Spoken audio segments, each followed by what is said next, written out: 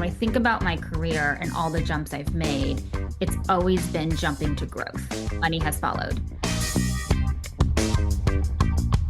I don't hire at that level based on resume, based on skill set, based on whatever degree you have. I hire based on resilience, based on hustle, based on how you communicate with me, how you show up, executive presence. I can teach the rest. Now my role is to find really talented people, place them in their giftings, give them the tools they need to succeed, and then get out of the way.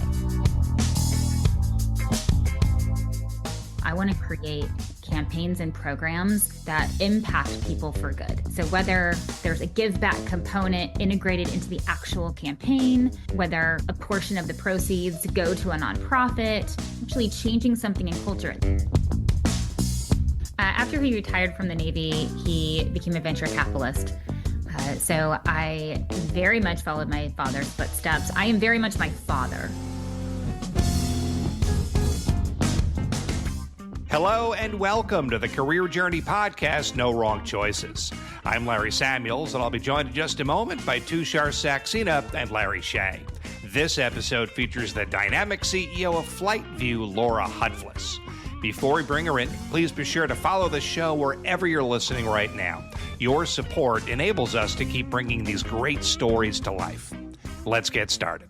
Now joining No Wrong Choices is Laura Hutfless. Laura is the CEO and co-founder of FlyteVu, a creative and entertainment marketing agency that connects brands to pop culture with purpose at the core. Laura, thank you so much for joining us. Hi, thanks for being here. I'm excited.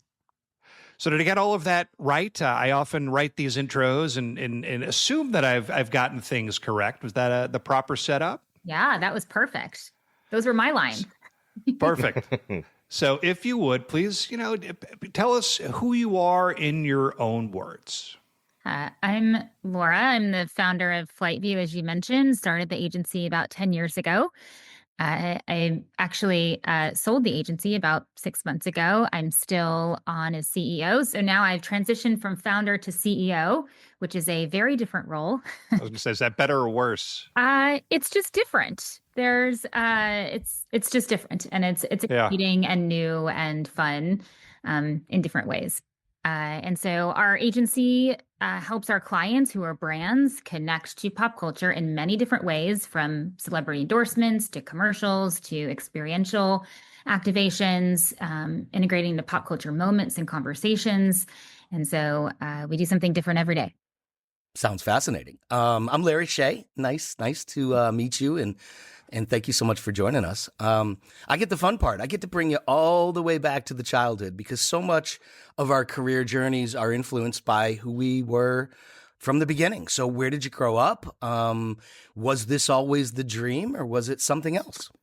Well, I grew up all over the country. My dad was military, so he was the commander of an aircraft carrier, and my mom was an art teacher. So I have worked between the creative worlds and bureaucracy my whole life. Yeah, you are very well versed in both. I Right? somehow made that into a career now. But I was a really creative child. I think I was naturally gifted in art. That was really encouraged in my household. And so I wanted to go into an art-related field. My dad said I had to make money, so that became graphic design.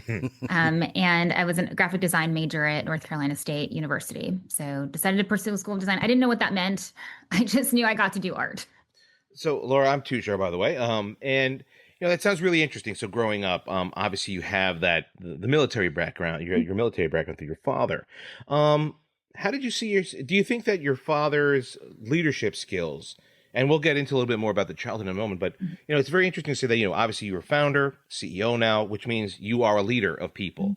And I would have to think that so much of your leadership skill now was influenced by your father, being obviously the man who is a Navy man himself, a commander, et cetera. Mm-hmm. Yeah. After he retired from the Navy, he became a venture capitalist. So I very much followed my father's footsteps. I am very much my father, just in my personality and even my sense of humor. or sometimes lack thereof. Like that is my dad. And so I definitely did follow in his footsteps, took the business route. He really taught me a lot along the way. And so that's been a really special relationship that I have with him. Talk a little bit about the art stuff, though. Did you ever want to just pursue that professionally, or was it always going to be in a business capacity because, as he says, you needed to make some money? Yeah, I don't think I knew what opportunities were out there for kind of art, or I only knew drawing and painting. Like I didn't really know anything beyond that. I knew graphic design. And actually at that time, there weren't as many fields in that space as there are now with kind of video game design and experiential design and all the things that have come about in the last 25 or so years. And so I only knew that was the path. And so I went to school just knowing I loved art, knowing I wanted to create things. And then that's where I learned there were other opportunities. I started getting into film, animation.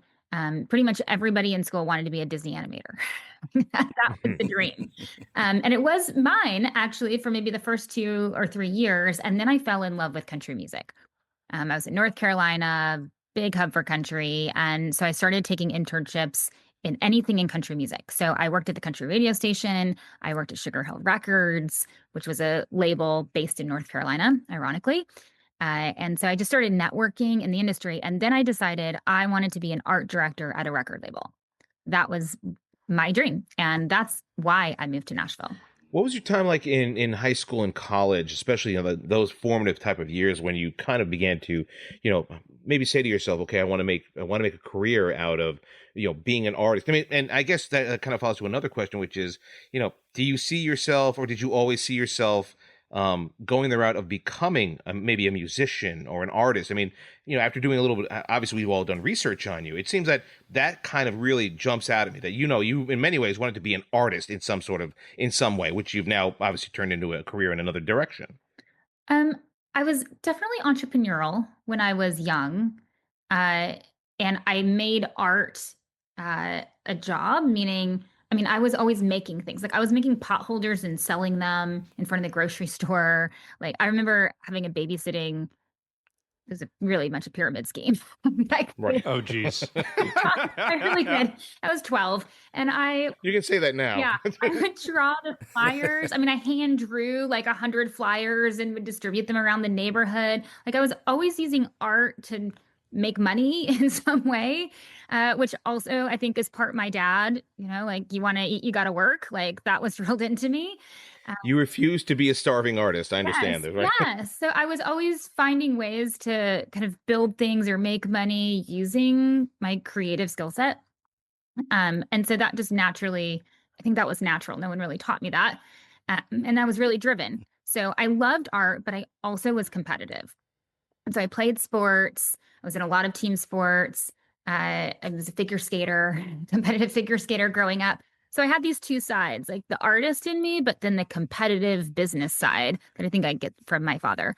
So combine the two and kind of that's. And here we are. Yep, here we are. So how did you focus all that? You talked about the design, passion for country music. We know that your first job, I think, was in the talent agency world.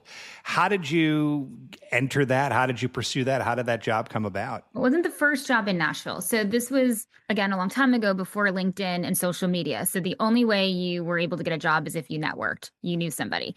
So I moved to Nashville, knew very few people, just tried to meet everybody I could. I think I worked a retail job on Music Row. And I just would try to meet some people for coffee. I finally had an interview at a record label. And I walked in and I showed them my portfolio. And I was so excited that maybe I could start a career there. And I'll never forget the art director there told me, took one look at me and said, "You should be in a music video." Oh, geez. Like, Where is this conversation going? Yeah, this comes back around because he later applied for a job at FlyteVu. So it always comes back around. But very funny. Okay, this is going to be a little more difficult than I thought. So that didn't work out. But through a connection, ended up getting an interview at William Morris. big talent agency. I had no idea what they did. I just knew it was in music. Again, I took in my portfolio, and this time a female head of HR looked at it and she said, "Man, you're really creative. And I know, look at your resume, you were top of the class, valedictorian. If I gave you a job as a booking agent, you would do it well, but you wouldn't love it. It's not your gifting." I cried because I wanted the job. Right. But she sent me away. And a few weeks later, she called me back and she said, "We just hired our first sponsorship and endorsement agent." She said, "To be honest, I don't even know what that means, but she needs someone who can create PowerPoints. And I saw your portfolio and I think you could do that." And I said, "Yes, I can." And so they hired me. And the beauty of that is I went straight onto a desk. And as you know, I avoided The mailroom, yeah. the legendary mailroom. the legendary mailroom. So I remember that because it was so formative. Like, she really gave me the role that fit my gifting instead of just placing me in a gap that she needed to fill. And so I owe her a lot for really directing my career. You're the one that skipped the line. Yeah. There aren't many. And for those who don't know, we should interject. So there's this, I don't know what to call it, that this legendary way to enter the world of being a talent agent. And one of those rites of passage, one of the famous ones, is young people getting a job, pushing a mail cart for like $12,000 a year at William Morris just to get in the building. And that's how countless really powerful, famous people have gotten started. And what we're discovering is that Laura didn't have to do that. So No. she's more creative than Michael even she Eisner? lets on, right? Pretty special. So let's talk about like getting in the door, though. But would you say that networking is probably one of your greatest skills? Is because that's a lot of how these amazing jobs come about and how our career path is built journey by journey. Was that a huge part of what you were doing when you were younger? I would say it was required. There's no other way to meet anybody. I didn't have a family connection. I didn't live in the market already. Like, there was no other way than just to meet people. Every meeting I took, I would ask that person for 2 more connections. That's how I Interesting. built that network. And that's advice I give to my team now. Like, don't ask for a job, right? Don't ask for something that's Yeah. hard for them to do. Ask for something easy. Can you make an introduction for me? And even if they made 1 out of the 2, that's your next person. So just always take the next step. Like, you're always just trying to ask for the next thing. Don't go in asking for the whole world. Something that they can easily give Right. you. So that led to a lot of connections in the industry. Did that come easy for you, or was that something that you had to work on? I think that came easy because going back to my days of selling potholders and going door to door with my babysitting business, it's a sale. It's sales. You're selling yourself. Like, you're making connections. You're figuring out how to connect with people, finding something in common, right? And also growing up, moving every 3 years because of my dad's job. I had to adapt to the new city, the new environment, the new kids. As a kid, that was hard, but that taught me a lot about how to relate to people so that I could fit in to that culture or that group. So I look at kind of how life prepares you, as you do on this podcast, which is why I was so excited to be on it, is kind of everything in your journey prepares you for, the next track. That's right. What was your time at North Carolina State like? Go Pack, by the way. What was your time at NC State like? Obviously where you found your real love for graphic arts. What was that? What were those years like?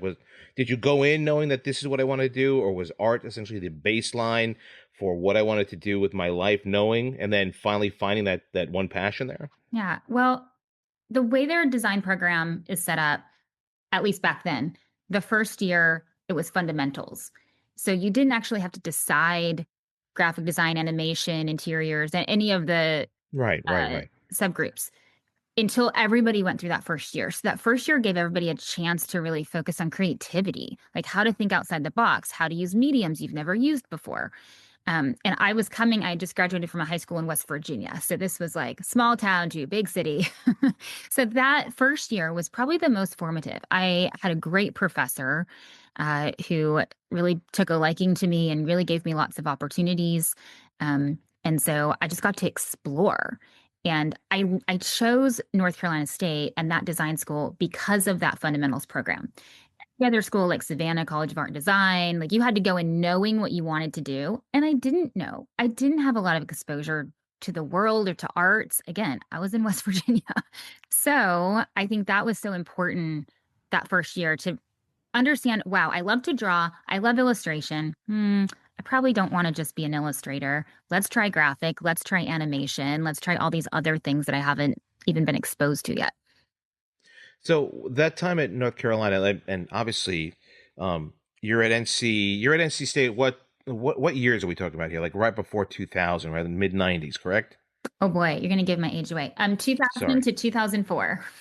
All right, so 2000, 2004. So you're talking about like the beginnings of new technology coming into such a field, right? So, you know, we always talk about sometimes it's better to be lucky than good, but sometimes it's always good to be lucky as well. So here is one of those instances where it's like, you know, you're kind of basically coming into a field where you can really step on the vanguard of new technology coming into this field, right? Okay, yeah, and here's where it went south for me. Is I realized through my first internship in graphic design during college at Huffy Bicycles, by the way, that I did not want to be a graphic designer. Oh, interesting. Yeah. But that's important too. Yeah, I could not sit at a computer all day and move fonts around or images Oh around. my God, that sounds terrible. By the way, this was back when I think the programs we had were Illustrator, Paint, and Photoshop. Like that was it, right? Oh my God. A lot has changed. I realized I loved art. I could visually see it, but the act of just doing that work was not as satisfying to me. And so I think that's what led me to see what could I do in music as an art director versus just a graphic designer where there was more strategy and there was, just a lot more challenge in some of those other elements. I didn't have any idea, or I wasn't even aware that there were such things as ad agencies or marketing agencies. Sure. Was all I knew. So I think that's why I focused there. But I learned that through that internship of making green machines and Disney bicycles. Well, you mentioned agency. Let's jump to the future, so to speak. So you entered WME. We know you eventually wind up at CAA. But tell us what it's like as a young person entering that world. I can't imagine how exciting it must have been. It was really exciting. I was also working for one of the only female agents in the Nashville office at the time. And Wow. she was new into the field. So this was, again, 25 years ago. There were few artists or celebrities who were willing to take endorsement deals because they still considered it selling out. They would take deals in Europe, right? As you recall, a lot of celebrities were Schwarzenegger famously did so many commercials in Japan, right? Correct. But in America, especially for music, they still frowned upon deals.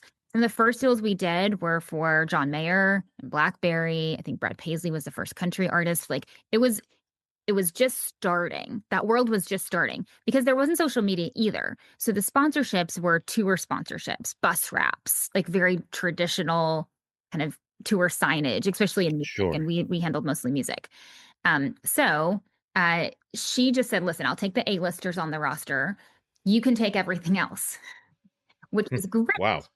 It's amazing. I know. Wow. Very few get that opportunity because most sit on the desk as a booking agent. They just take phone calls and they help with routings. But this was really an open book to say, go out and sell whatever you can sell because it's only the two of us managing this whole roster. So if you've closed something, it's better than nothing.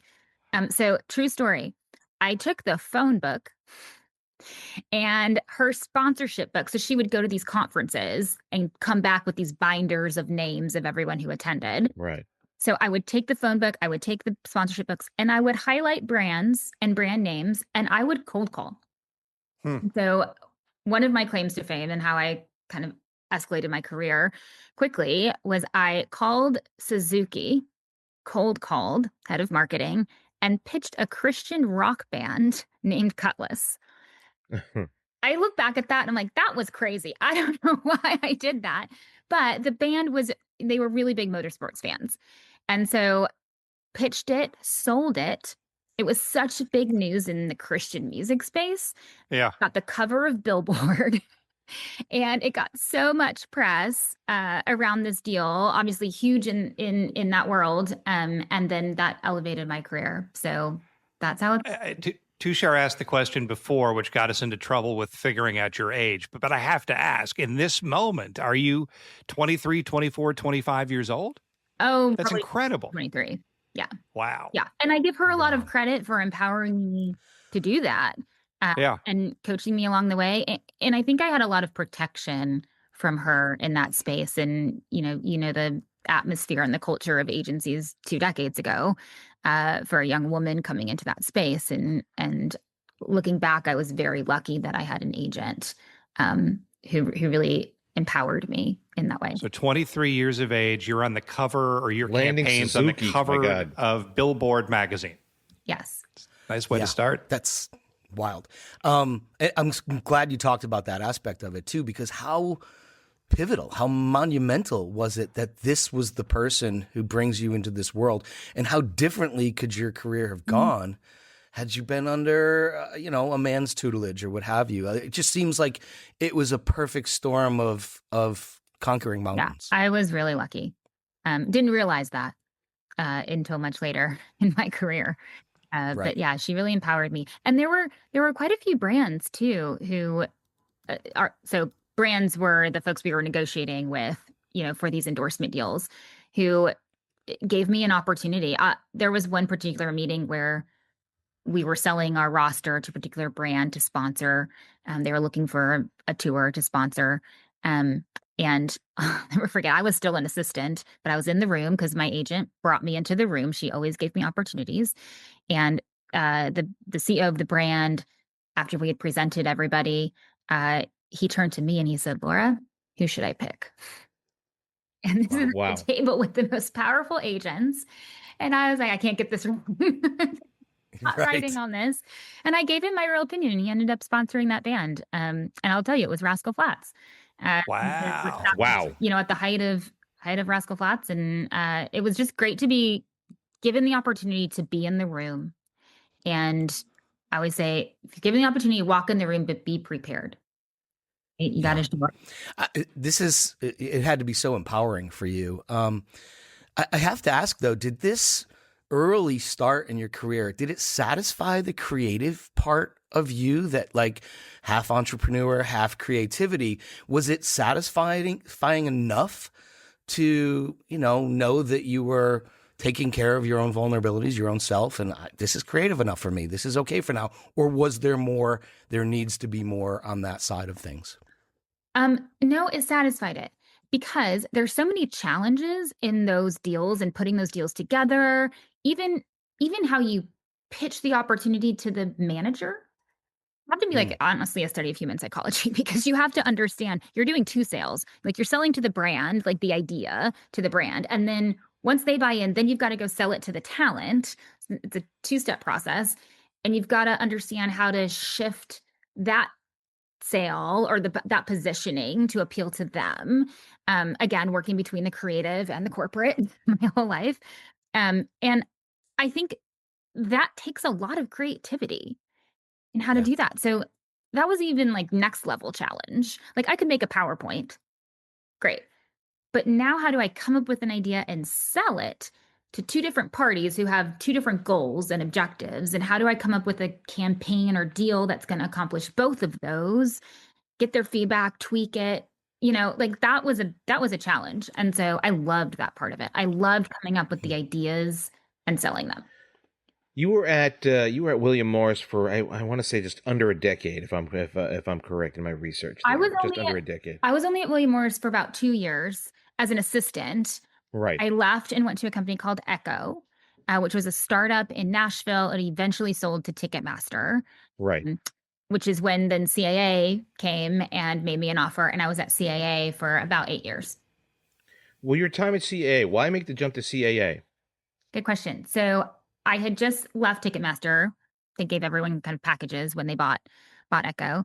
And I had a book of business. So I was in the middle of negotiating a lot of deals, which didn't transfer over to Ticketmaster. So I took that business on. I was negotiating, making the commission, making the best money I've ever made in my 20s. I think anything was better than the $28,000 I had been making as assistant at William Morris. So I was even with landing deals. Oh yeah, assistant pay was capped. Yeah, Okay. assistant pay was capped, which is fine. I learned a lot. Like, don't have any complaints about that. Just learned a lot. Anyway, was working on my own. Had taken this book of business. Didn't have any intention of going back to a talent agency. Right. And Rob Light, who was the head of the music department, or still is a partner there, put in calls, and the head of the national office kept putting in calls. And as I'm sitting there brokering these deals on my own in my little apartment at 25 or 26, It's incredible. I realized I could do this, but I can't grow here. Right. And Right. go to CAA, I can learn about book deals and I can learn about movie deals and I can make connections. And it's really hard to make connections at 25 in a little apartment in Nashville by myself. So I eventually took the job at CAA, not because of the money. I was making better money on my own. It was for the opportunity to grow and connect and to learn. And when I think about my career and all the jumps I've made, it's always been jumping to growth. Yep. Money has followed. And so I'm really glad I made that jump. I learned so much at CAA. I always say, if you're going to start your career, like, that is such a wonderful school. And it's like a school for entertainment. Sure. What's an example of an early success or a meaningful success that you had at CAA? A meaningful success. Well, I was hired in as an agent.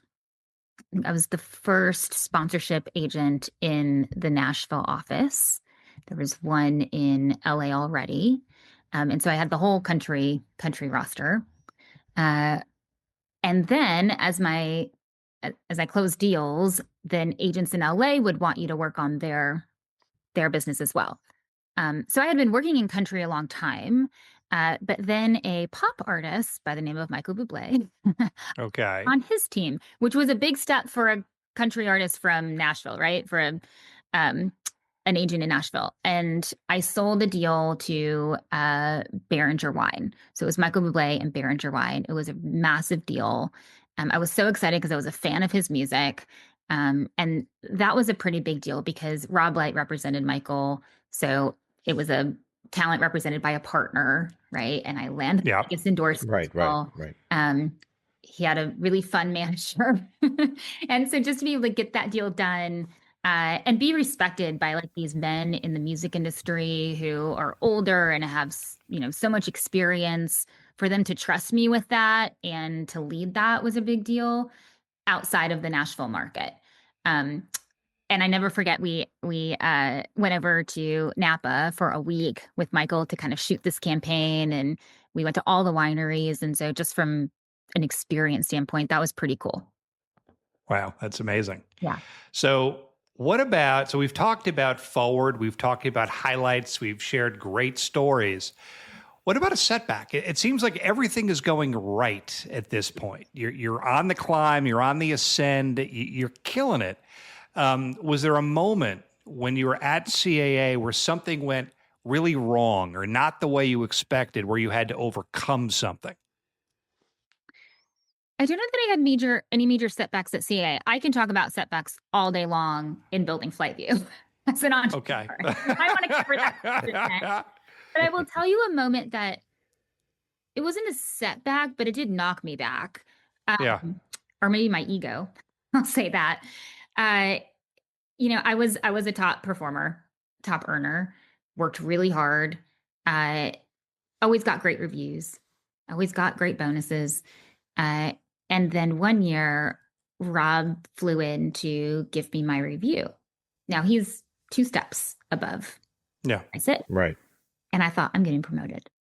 And in my head, I thought, this is it. This is the year. I'm going to be partner, all those things. And he comes into my review and says, you're doing a great job. You're obviously, your numbers are great. But you're not going to get promoted. And here's why. You're a great independent earner, right? Like, you're great working independently. Right. People don't want to follow you. And to be a good leader, you have to earn the respect of your team. And you're going to have to figure out how to do that to be a leader. And I thought, no, a leader is a title. Give me the title and then everyone will respect me. Right. That is exactly what I thought. And he was so right. Like now I didn't realize it in the moment. I was really disappointed in the moment, but he's a great leader. And he really like leaned in to say, look, you need some more time to figure this out. How do you win people over? How do you accomplish things through people instead of yourself? Like that's all the things he was trying to teach me, which does make me a leader. I didn't know how to do those things yet.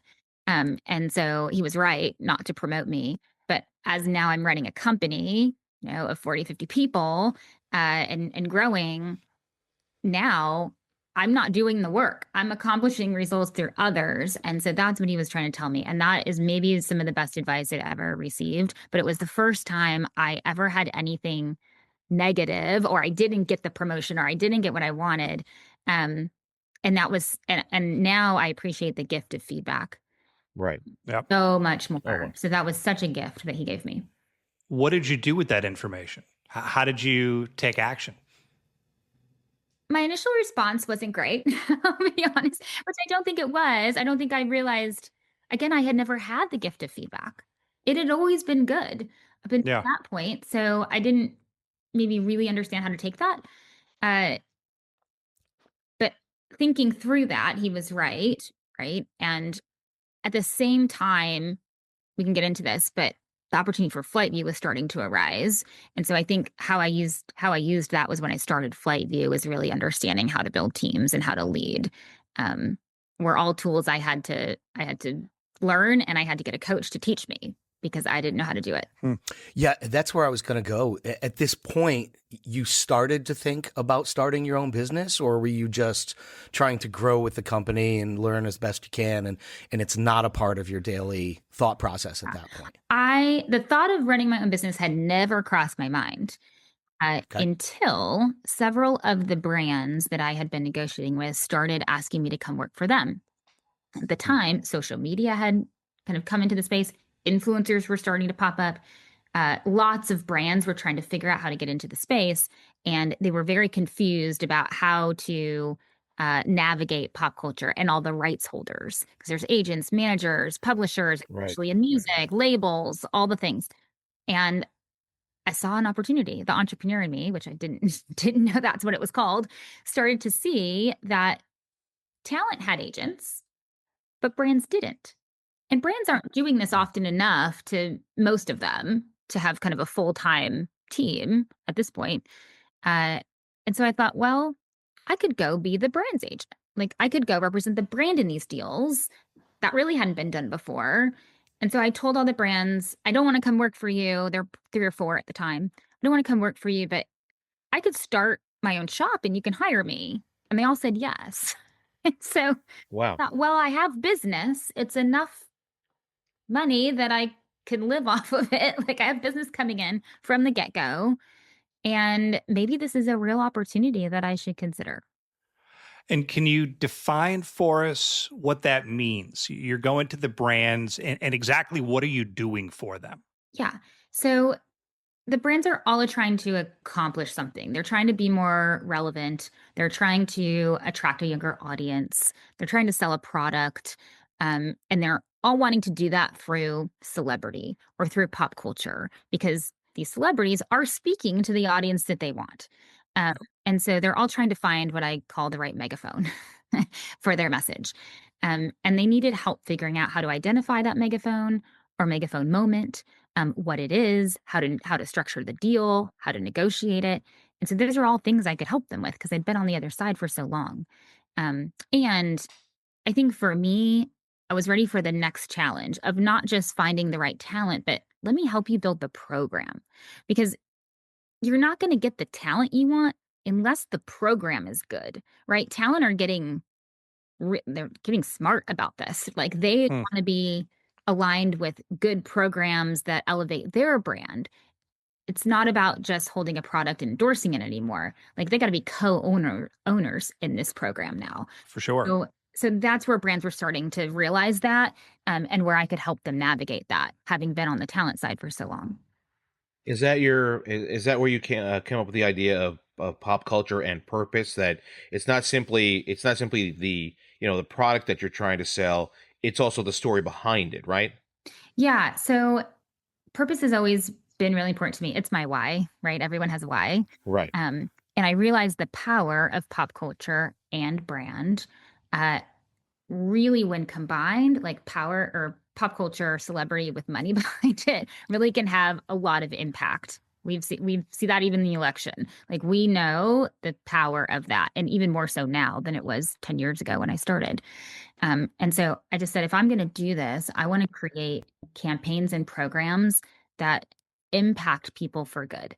So whether there's a give back component integrated into the actual campaign, whether a portion of the proceeds go to a nonprofit, whether actually changing something in culture. There was one program we built actually for Bumble, where we did a deal with C3, which is a festival group, and they committed to equal representation on festival stages, male, female, instead of the stat was only about 17% of Interesting. women. So they committed to 50-50. So like that to me is a brand using their dollars, right, in sponsorship, but creating real impact for the future and real change.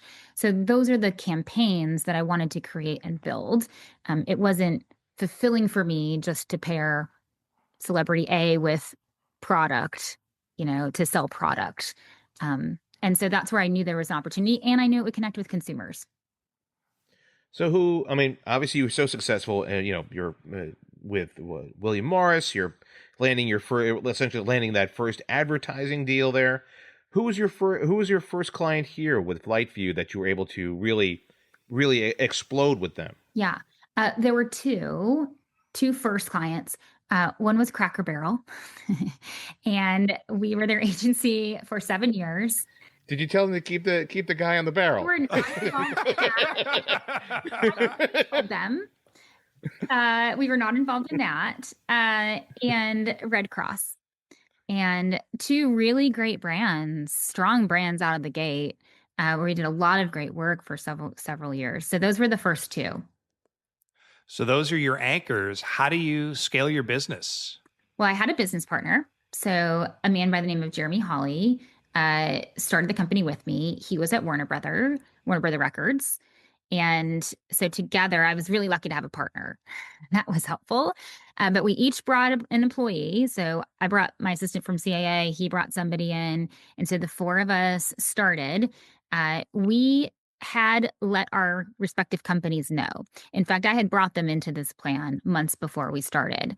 And again, Rob Light, such a mentor of mine, had said, you need to do this. I see the opportunity.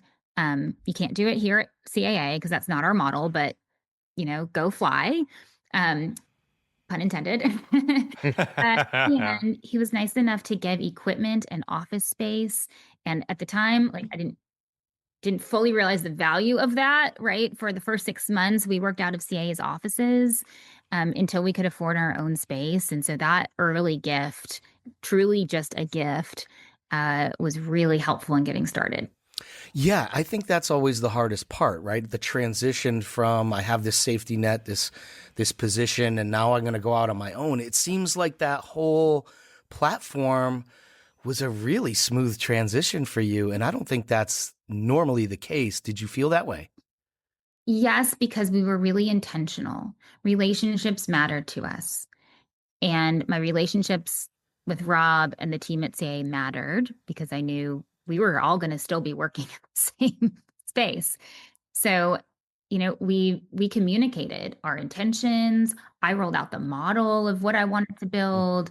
I believe in transparency and trust. And so Jeremy did the same on his side. And so we even spent months wrapping up our work with our respective companies at the same time. We were building FlyteVu and putting things in place because we wanted to leave well. Right. That was important to us. Relationships. It was really important to us. So there wasn't an abrupt gap. In fact, if anything, we were exhausted because we were trying so hard. We had immediate work. In fact, this is a true story. So again, in that overlap, Cracker Barrel had asked us to come pitch, and they had a brief, and I said, Jeremy, why don't we answer this? Like, we can try. I didn't even know what answering a brief meant, to be honest. So we put it together. Him and I went to pitch it. A few days later, the CMO calls and says, I want you to know that we're awarding you the business. This is a retainer business. And and we didn't even have the name FlyteVu yet. And she's, so what's the name of your company? And I looked at Jeremy. I said a completely different name, that it's not the name now. And she said, well, okay, who's on my team? And I said, well, who do you need on your team? Yeah, I don't know. I have to build this. So that's really how we operated. Like, brands would come to us and I would say, what do you need? And then I would just build it. Okay, so your initial staff seemed like it was just you, your partner, and 2 other people, right? So 4 people total. So what have you scaled up to now? Like, how many people now are under your umbrella? We're probably around 45. And now we're scaling very quickly. So I think our intent was to keep it small and nimble. So we always hovered around 25, 30. I liked that number because we called ourselves the SWAT team for our clients. We could come in, we could do a project quickly, efficiently, effectively. And in pop culture, you have to move fast. And not only would brands hire us, but agencies, because the big WPPs of the world can't move as quickly as we could. So to turn quick talent deals, to turn quick activations, a lot of the big agencies would hire us and white label us. So that was an effective revenue stream for us too. So we always stayed somewhat small, but we were doing big campaigns in global work. We would contract out to other teams for projects. And then in April of this past year, a private investor, the holding company, DMG, Driftwood Music Group, came in and acquired us. And now we've been scaling. So we've doubled in size in the past 6 months. Congratulations. Congrats. That's great. Unbelievable. Yeah, amazing. How do you view yourself as a leader now? Yeah, as a leader now, my job has shifted from, as I mentioned, doing the work. From founder to CEO, actually, right? And now my role is to find really talented people, place them in their giftings, give them the tools they need to succeed, and then get out of the way. And have the self-confidence to be able to do that. Yeah. That you've hired the right people. Yep. I think when you trust your team, it's real easy to do that. And we've been really lucky to hire some really exceptional folks in the last few months, and folks who have taught me so much. Because remember, I never came from an ad agency. So I don't know how it's supposed to be done or how it's done other places. So bringing in all of that knowledge has been really fun the past 6 months to take kind of the best of and continue building. So I need to revisit an earlier question. Does that satisfy the creative part of your world? Because that's very different than your earlier upbringing, where you're very much involved in the creativity. Yeah, it does. I'm still involved in the creative side. That is my love. It always will be. So, I still get to speak into campaigns and I get to see them presented. But I will tell you now, looking back, like, I've had the fun. I've been to the award shows, I've been backstage, I've hung out with celebrities, I've traveled. Now it's really fun to see others get that opportunity and to be able to provide them that opportunity. I get more joy out of that and giving back than I do doing it myself. And there's a quote, I can't claim it. It's like, if you want to get there fast, do it alone. If you want to get there, and be successful, do it together. And so that's my, as an agent, I got there fast, but I got there alone. And it's so much more rewarding to get there as a team now and see everybody win. Wow. Can you talk to us about a campaign or an initiative? At the beginning, we talked about how you're really focused on giving back and everything needs to have a purpose, and you're very involved with Music Cares and all sorts of other things.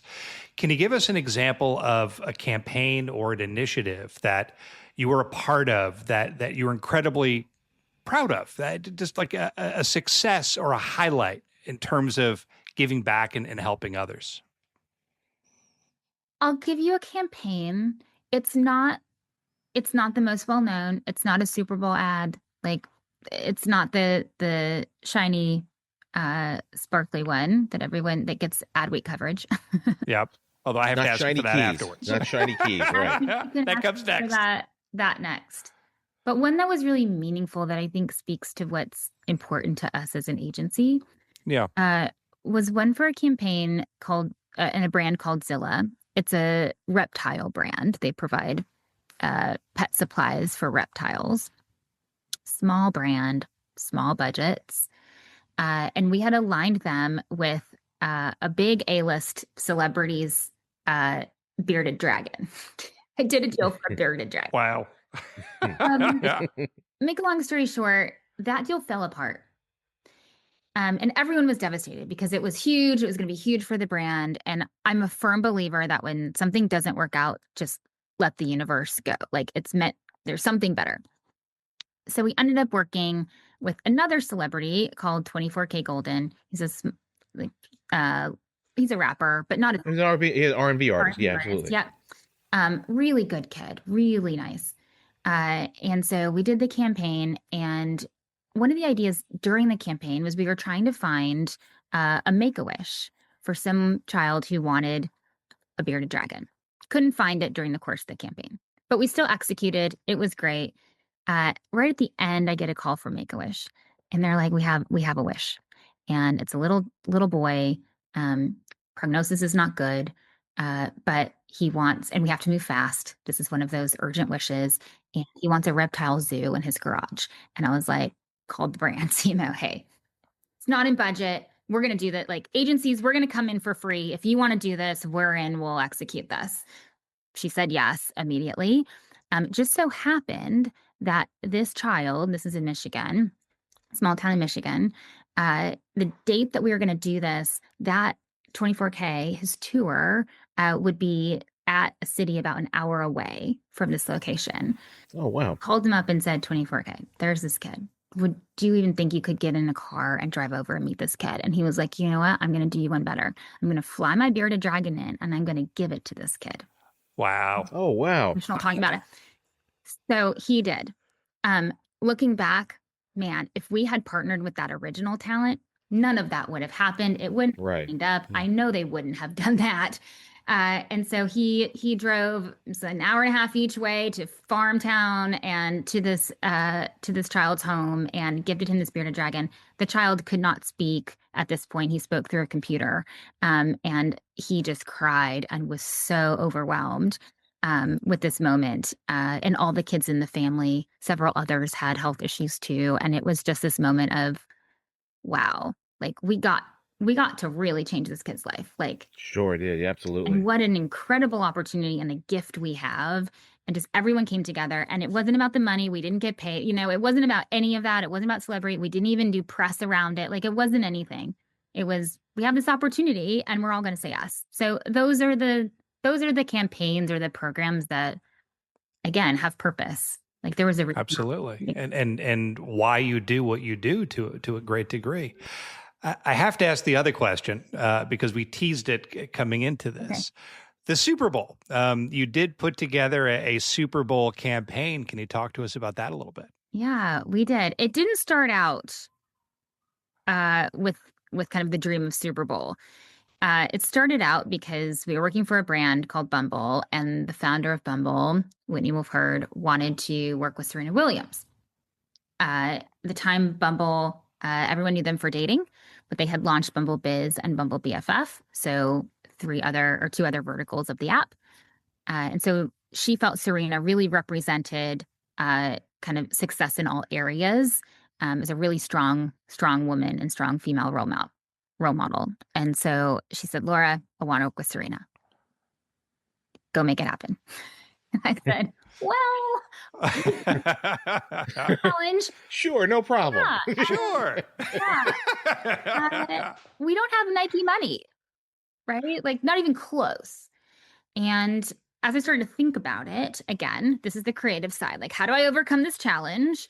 Yeah. Having worked on the talent side, I know at that level, money doesn't always mean everything to that talent. Like Serena doesn't need another $1 million or $5 million. Like Serena is really maybe wanting to be positioned differently, or maybe there's something else that we can help her accomplish. Yeah. So kind of after some phone calls, I realized Serena had never been positioned as a businesswoman, only as a tennis star. She's an incredible portfolio of investments. She's very smart. Uh, what if Serena came in as a partner in Bumble's VC fund that invested in women of color? Right. That was the Right. pitch. Great idea. That was a 3-year commitment. We brokered that deal, and then we decided to launch the partnership at Super Bowl. It was a male-dominated event. Obviously, lots of eyeballs on that space.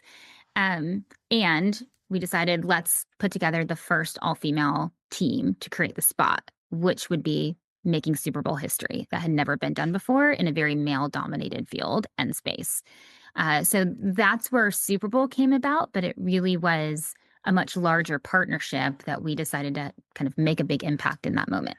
Obviously, you see yourself now, or I'll assume you see yourself now as a mentor for so many others. Those who have worked underneath you, and it seems to me, if correct me if I'm wrong, that so much of the experience that you gained during your career's ascension is due to that. Your first mentor over William Morris is a woman who who obviously really put you out there to work, and then obviously your time at CAA.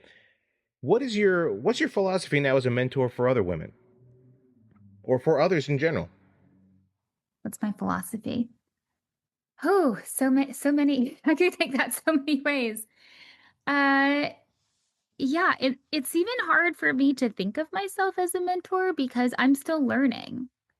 Like I know I Sure. am, and I know I do, but I don't know. There's something about it of like, I'm still learning from others, and I'm still, Like if I use the word mentor on you, it's like, what are you talking yeah, about? I'm That type like, of wait, I'm still looking for mentors. Like, I'm still right. learning. We all are, I think. No, we often say here is that mentors need mentors, Yeah. right? So we often say that a lot. Yeah. I think if I'm mentoring somebody or I'm leaning in, I say now I lean into those who also lean in. Like, my team is awesome, but it's like, in order to get mentorship, it's a relationship where you're both leaning in and giving. Um, what's my philosophy on mentoring young women? My biggest philosophy is you can't have it all at once. We talked about chapters. Right. I think for women, it's really encouraging them to think about chapters and planning ahead. So for me, I made the jump to start my own company when I was in my early 30s. I did that because I knew I wanted to adopt. We haven't talked about that yet, but I wanted to adopt. I knew most likely that may be on my own. And in order to do that, I would need financial freedom and I would have to be able to control my own schedule. The only way to do that was to own something, right? And be in a position to Yep. do that. So that's one of the reasons I started my own company too. I had the business, but that was the real reason is I decided let's take the risk. In my early 30s, that was the time to do it. Right. It wasn't the time to do it when I already had 2 young children because you don't have the time then. So like think about the chapters in your life and when you have more time to dedicate to your job or when you want more time for your personal life or other pursuits. And I think for my team, I'm always talking to them about chapters. Like what chapter of life are you in now? And, how do you balance? And I hate the word balance, but how do you prioritize, what it is you want in this chapter that will set you up for the next chapter? So just being intentional with the choices you're making and thinking ahead. I do want to talk about work-life balance too, because that's so important. But while we're on this subject, very quickly, talk about empowering women in this industry. It's probably a male-dominated industry. Are we better, and how much further do we have to go to empower women in this industry? Well, my company is about 90% women. All right. So you're doing great. Opposite. We really try hard to hire some more men. So yeah, I think maybe because I'm a female leader and women are attracted to that. I hear that a lot in interviews. Why are you looking to leave? Well, I'm looking for female leadership so I can see what it can look like ahead. So I think naturally women are attracted to my company because they see me and they see a very female-led leadership team. So I don't notice it as much now because I'm a little insulated in my FlyteVu bubble. Right. Yeah, it's a good thing, and you're doing your part, which is great. So talk about the family life. How do you balance? You brought up a very personal thing for you. If you want to talk a little bit about that, that would be wonderful. And then how do you balance a very full career with your life outside of work? Yeah. So when I turned 40, I decided to adopt. And I was paired with a birth mom who wanted to make a birth plan, and she picked me. And so Evelyn, my daughter, was born unfortunately premature, a little unexpected. And when we talk about hurdles in running a company, that was definitely a time that was a challenge. We spent several months in the hospital as she overcame several health challenges and kind of became healthy enough where I could bring her home. But those first 2 early years were really difficult to run a company and to be there full time as a single mom.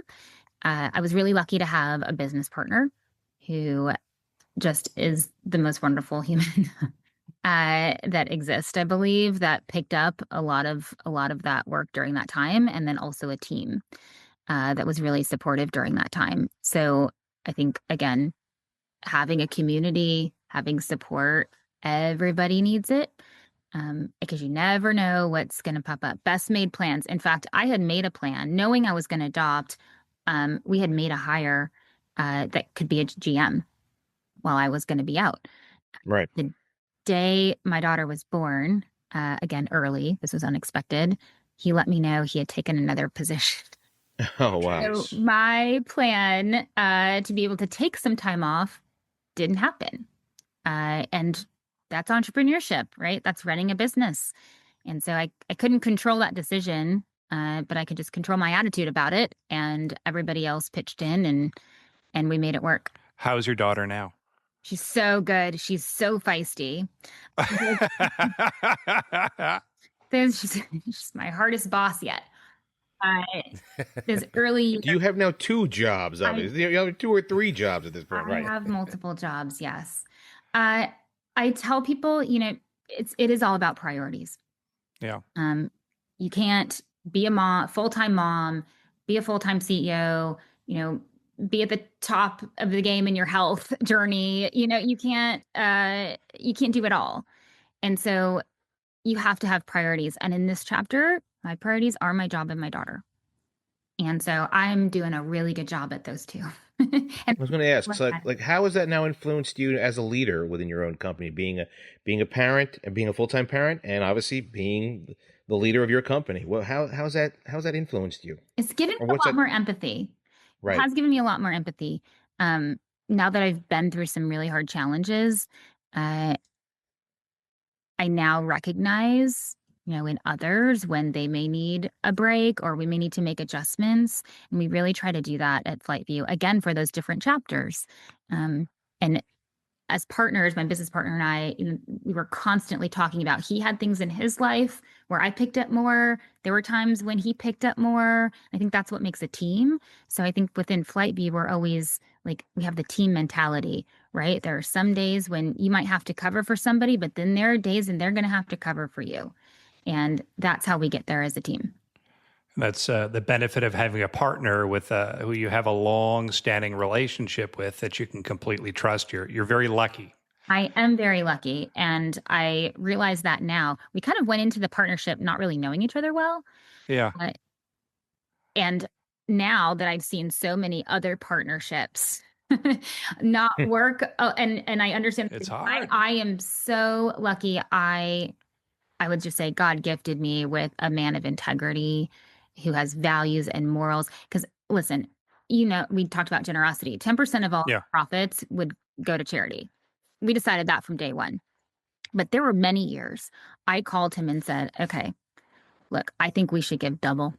I think we should give back. Now that's his money too.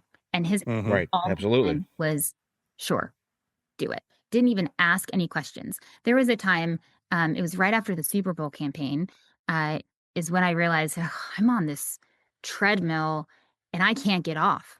Like, I'm really worried. Like, I'm chasing something and I don't really like where this is going.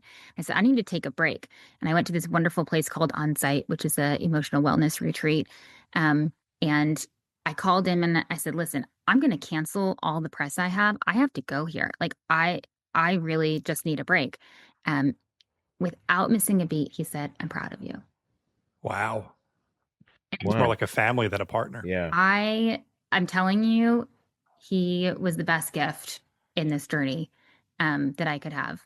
He's so gifted at being a partner. He should teach a master class, and so patient with me along the way as I learned how to be a better one too. That's incredible. Speaking of a master class, so to speak, we've entered a very interesting time in terms of technology and the workplace and industry, et cetera, where things are changing so fast that it's sort of difficult to make heads or tails of things. And young people who are entering the workplace today are justified in being a little nervous about what the opportunities are in front of them when things are changing so fast. As somebody who's been down the road, who is established, who is in an evolving marketplace, what advice do you have for young people who are entering the workplace today? Back to relationships. I actually don't interview young people entering the workforce. I don't interview for skill set. Yeah. I think they've been taught, they go to college, they learn a skill, and they're going to be hired based on their resume or what they can do. I don't hire at that level based on resume, based on skill set, based on whatever degree you have. I hire based on resilience, based on hustle, based on how you communicate with me, how you show up, executive presence. I can teach the rest, or you can teach yourself the rest because there's so many programs now that you can just learn on your own, especially when we're talking about design and AI tools and all the tools that are out there. Yep. So I'm hiring based on soft skills. And so that's my advice is practice speaking, practice presenting, show up well, network. I just had a best interview I've had in a long time with a young woman out of college, and she'd had some internships. And I said, what's kind of the hardest challenge you've had in that? She said, first day they give her a project and she's supposed to animate some content. She said, I wasn't an animator. I didn't know how to animate. So the next 17 hours, I taught myself how to animate. And Wow. now I'm the animator. And I was like, you're hired, because that's the attitude. It's like, great, let me learn. Let me teach myself. There's so many tools out there to learn it on your own. Back when I was in school, that wasn't the case. You had to go to school to learn the programs. Now you can do it on your own. So I look for people who are proactive, who are entrepreneurial, who are honestly kind of breaking things, trying new things, taking risks. So that's what I look for when I hire. You mentioned artificial intelligence just a moment ago. So obviously we see all over the place about how AI, and most recently we've heard a number of large tech companies talking about how they're going to how they're laying off employees for wanting to essentially make their jobs more they're AI friendly, so to speak. How do you see artificial intelligence in your field influencing the future of the field? Yeah. Definitely in the creative space. Creates a lot of efficiencies. I'm talking about visual work, spec work. So when we are pitching concepts to brands, it's not about keynote slides and storyboards anymore. We can actually show them the commercial spot. By the way, it took us half the time to make that than it did the keynote deck, right? Right. Just even in concepting and being able to pitch and sell an idea, has completely changed that space. As far as identifying kind of opportunities for brands, we're actually in the middle of creating our own technology, AI software that will help us do that at a faster pace. So I'm really excited about that, and I'm happy to share more when we roll it out. But I think AI has completely transformed, our work versus even better or worse? Better. Yeah. Okay. I think better. I think it's challenged us. that we now have to think bigger. We have to be more creative. AI is a great research tool, just even from an ideation perspective, like great research tool, great for creative, but AI will only pull from what it knows. So I think Right. that's where the challenge is we've got to come up with ideas that it doesn't know. And so that's the push for the team. So I think it's made us better. It will make good creatives better. It'll make average creatives go away. I think Okay. it'll definitely divide the crowd. And so I'm really excited about it. I like to adopt new technology. It's again what I look for in my team is how do we innovate? How do we get ahead of it? How do we use it? For sure. Well, you've clearly been doing that throughout your entire journey from one step to the next. And this has truly been a remarkable conversation. For those people out there who want to learn more about FlyteVu, what should they know and where should they go? Yeah, you can go to the website. It's flytevu.com, FLYTEVU.com. Perfect. Our work is there. Well, Laura, thank you. This has been great. This has been absolutely fantastic. Thank you so much for joining us.